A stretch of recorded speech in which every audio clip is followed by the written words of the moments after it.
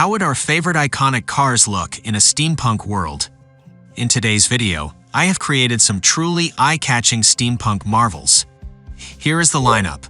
The first car is based on the iconic BMW M1. I have to mention that I altered this design so much that it's hardly recognizable. Only the front grille vaguely reminds us of it. Despite this, I like the design so much that it became one of my favorites. In short, I think it's a beautiful car. The second design is based on the Porsche 911 from 1970.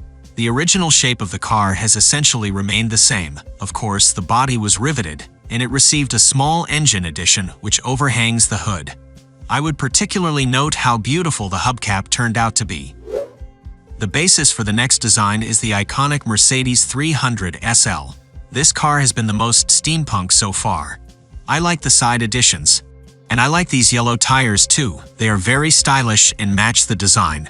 This car has become incredibly detailed and beautiful.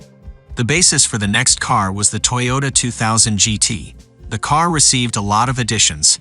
I liked how the engine sticks out at the front and the side.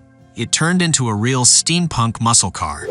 The basis of this Audi design was the Audi Quattro, but it stands out not only because it doesn't really resemble it, but also because it received a design that wouldn't be out of place among the cars of Carmageddon. One of the interesting features of the car is that it received metal tires. The basis for the next car was the Volkswagen Beetle. The base of the car did not undergo drastic changes. It received a side engine addition and a few pipes. The hood also received some elements, but it was not overdone, so it turned out to be truly beautiful. The penultimate car was born from the Ford GT40. This became my favorite and I think the most perfect one. I really like the curved shape of the driver's cabin. The side design also became stylish, not cluttered or too much. I could imagine this car in a steampunk film or animated series. Finally, there was a completely random design, and with that, I say goodbye. Write in the comments which car you liked and what kind of video you would like to see next. Thanks for watching this Auto Imagination video.